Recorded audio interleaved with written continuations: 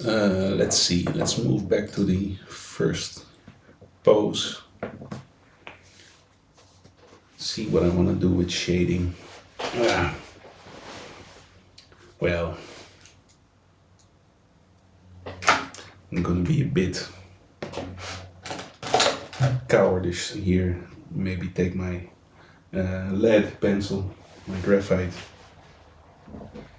and see if I can do some shading with that. I have the reference. Still wanna take care that I don't try to copy it literally. I wanna really interpret the shadows and the volume so that I can communicate it optimally in my sketch.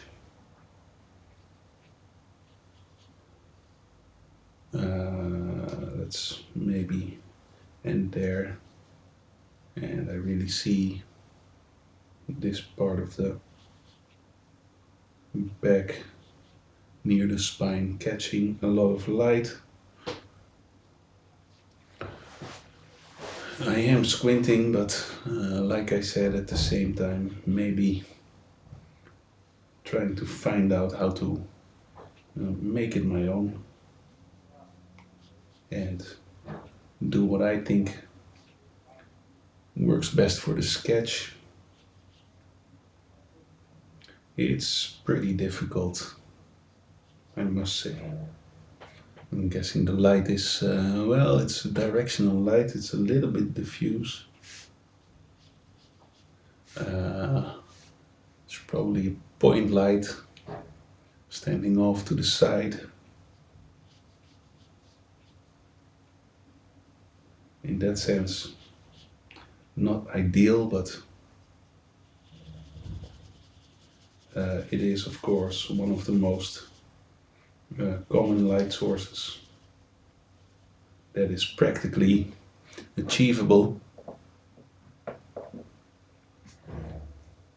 So I guess I'll work with it and maybe change here and there the way the light is behaving or the shadows are behaving.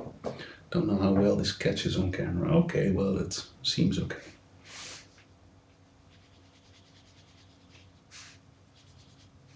And I'm also just concerned with making some appealing visual. So maybe if the light isn't like 100% accurate or true to nature, I am okay with that. Of course, the question is then, well,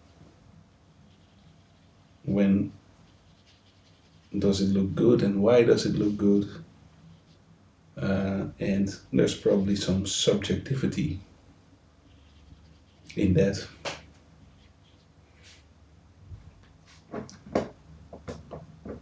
Which is also maybe why I use a pencil and I have a bit more of back and forth possibilities, investigating the shadows, reflecting on them, and changing them with my eraser.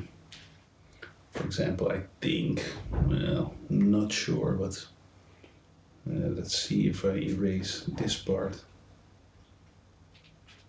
But that's a bit more consistent to keep the overall round volume of the torso a little bit more intact. Maybe I want to add a bit more shadow to this butt cheek.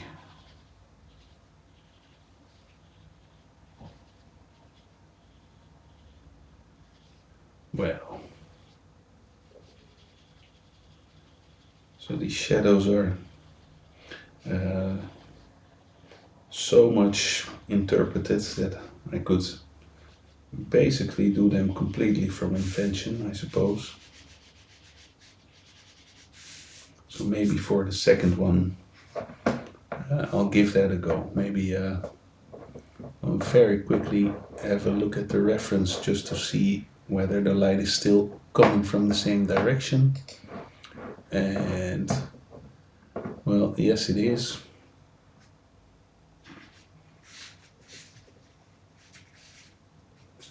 So let's see what would that mean for the shadows. Well, I can start with the neck.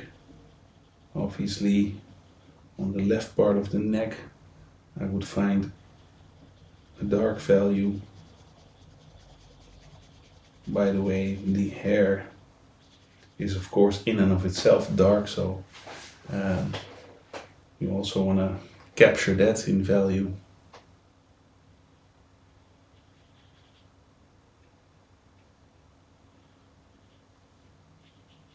Probably a lot of the lower arm is gonna get caught in shadow.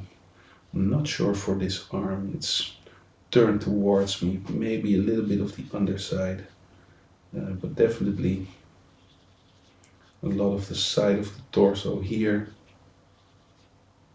And probably I have to make sure that eventually I account for all the creases and dents in the skin where they turn upward. More shadow will be shown or will appear.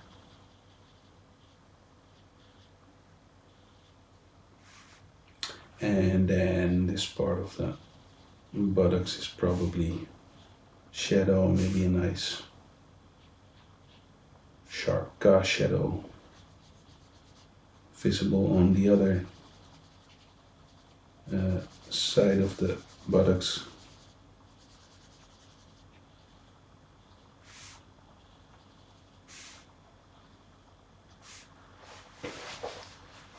So just from invention we can already get quite a nice graphic read on what is light and what is shadow.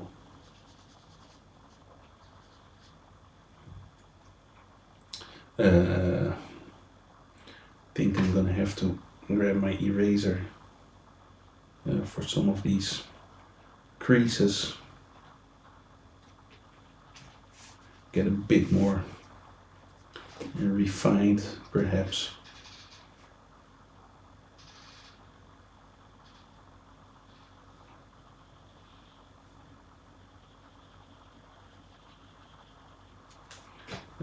Maybe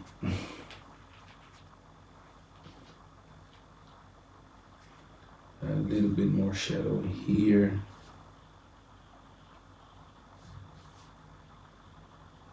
Definitely, I want to show this indentation in the spine.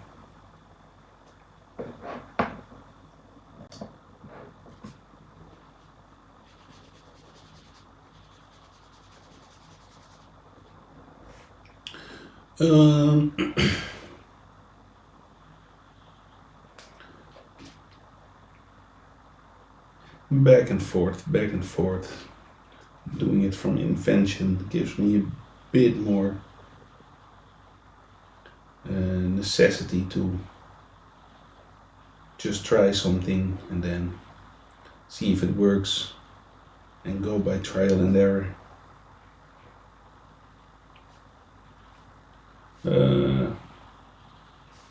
I guess this is okay.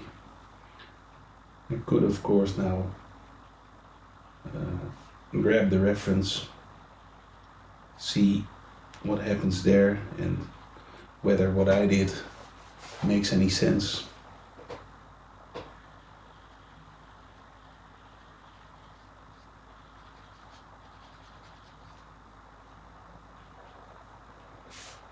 A little bit more shadow here.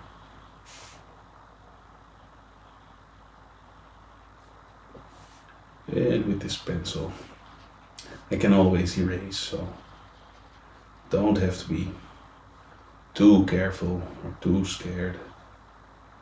Maybe just a bit more from this side coming in. Well, not sure. Let's grab the reference. Let's see what is happening. Okay, the light is coming a bit more from the right than in my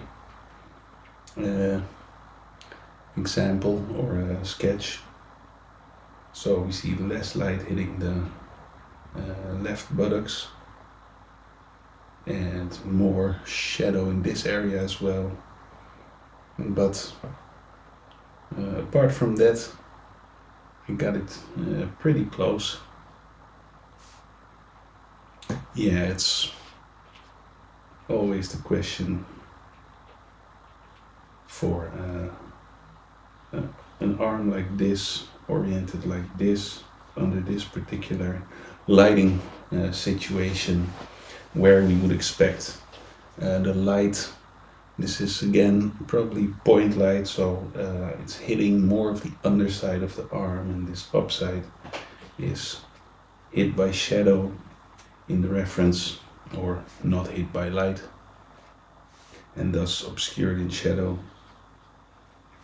So it's just a question of how closely I want to stick to that, or maybe suggest more of a top-down lighting situation for my particular reference or sketch. Yeah, I'm gonna increase just a tad bit the shadow on the left side.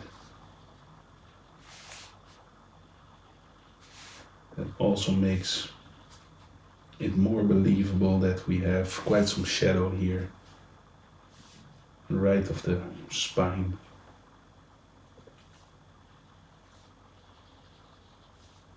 Okay, it's a little bit messy, but I could grab some blending tool or stump and get a little bit more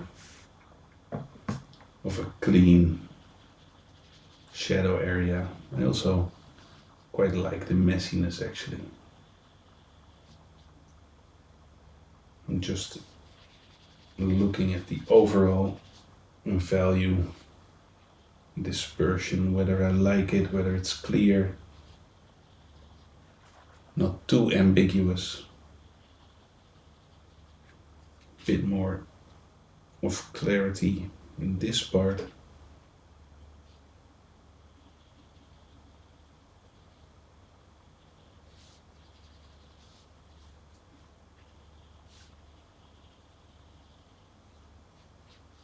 So I shouldn't get too caught up in the rendering. Just a clear overall tonal treatment, keeping it nice and graphic. Yeah, this suffices. On to the last one.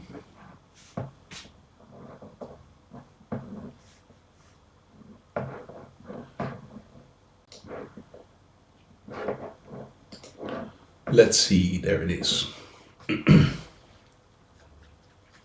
Cool. Very intricate shadow pattern around the arms and face, obviously. Let's grab a bit of sanding paper. Sometimes what I like to do, let me show you real quickly, is to, well, the tip is now a little bit more blunt. I can kind of sharpen it to more of a fine point by holding it at a very acute angle and going back and forth, well, ever so slightly rotating, and we get more of a sharp needle-like point.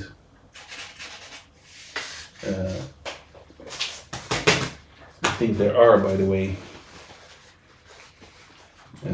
sharpeners, special sharpeners for this kind of graphite lead. I saw David Finch use them, for example, on YouTube.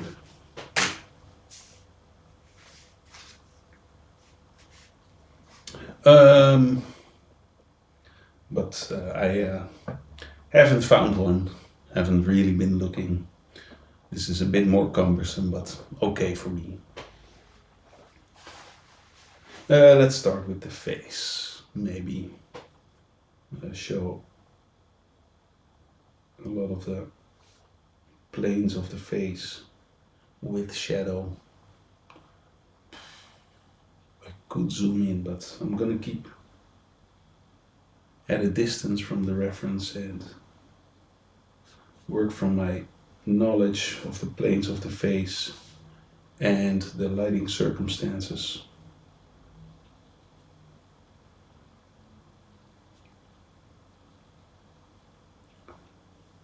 Doesn't have to be 100% true to nature.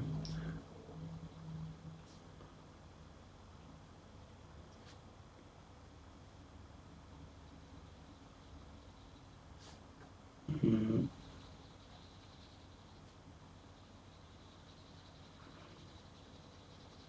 I like this needle point and making the lead come a long way out of the uh, holder, is that I can really lay it flat and get broad strokes that quickly fill an area at the same time. Turning it a bit more toward the tip, I can get a very fine line. So quite some flexibility with just a simple tool.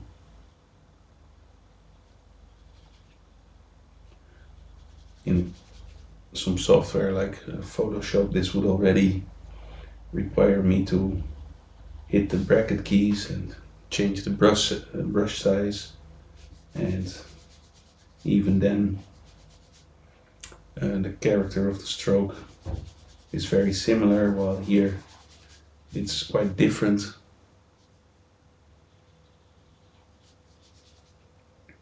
So yeah, I do like the kind of directness of traditional tools and media, even though I work a lot in Photoshop as well.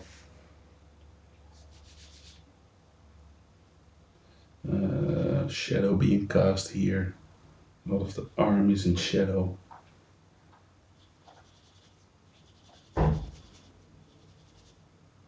Let's make this all dark.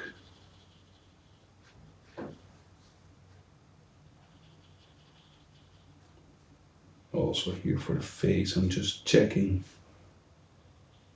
whether what I do looks like it makes sense and clarifies the shapes, or the volumes I should say. I think this is okay. Need a bit more contrast between light and dark.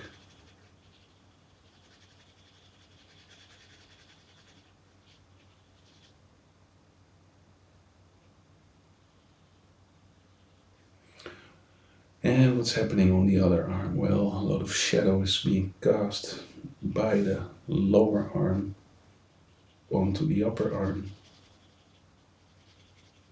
Left side of the lower arm, obviously in shadow.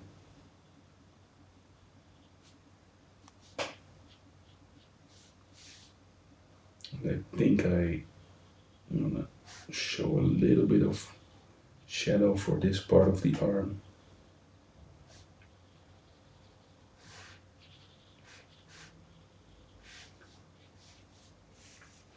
And yeah, I can be really carefree. It's all pencil, and especially on this smooth piece of marker paper, it's easily erasable.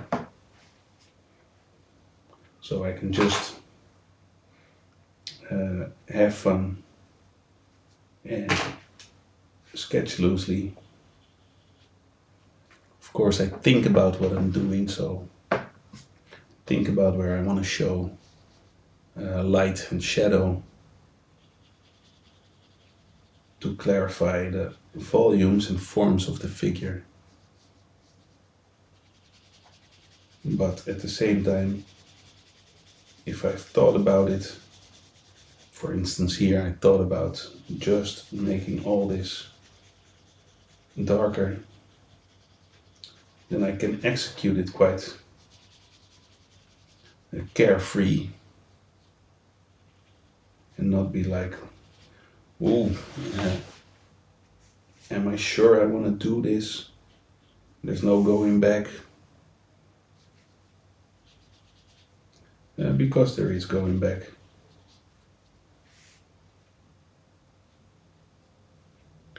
I'll show very quickly the kind of outline or terminator for the shadow area on her left leg. And then fill it again. Same for the foot. So there's thinking, there's considering what catches light, what catches shadow. I'll obscure this all in shadow, also because I don't want any high contrast in this area, pulling away the focus from the figure.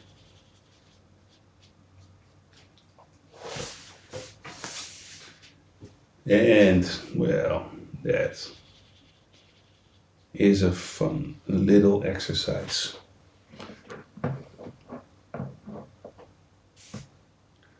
Maybe a bit more shadow on this one. Could fortify the core shadows, especially for the round forms, obviously. And core shadows obviously or often go hand in hand with occlusion shadows, making the bounce light on the arm read extra clearly.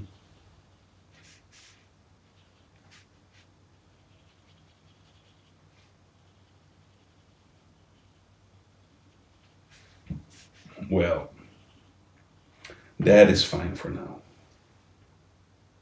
I think we're just about done with this sketch sheet.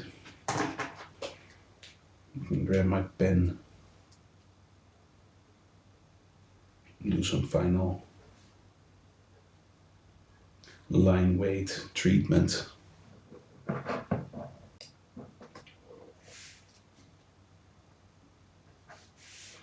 Not looking at the reference anymore, just at what the sketch needs, at least what I think it needs at this point.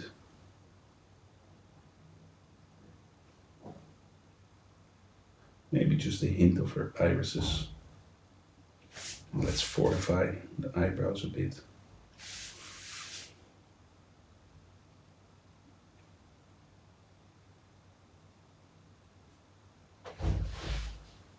So I think I've captured that kind of aloof smile that she has. At least good enough for now.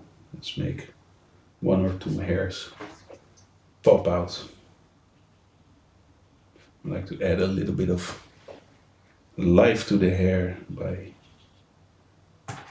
adding some loose strands.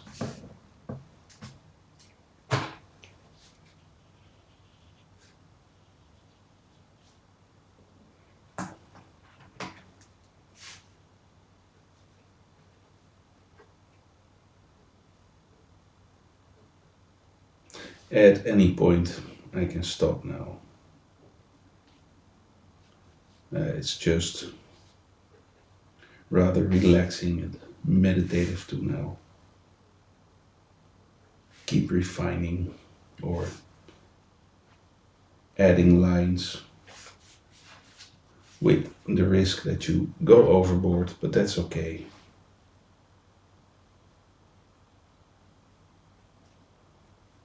basically had a successful result. I'm at least for now pleased with the result. Let's see if I still am when I see the work tomorrow or next week. But for now, I think I did all right. So I can have some relaxing, basically cool down time.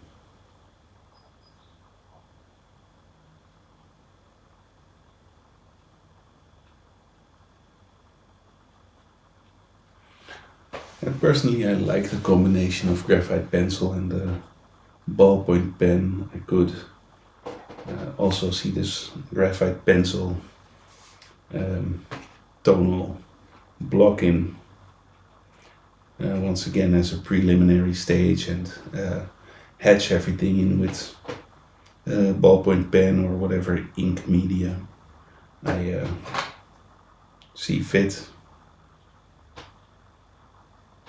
But I think this works okay.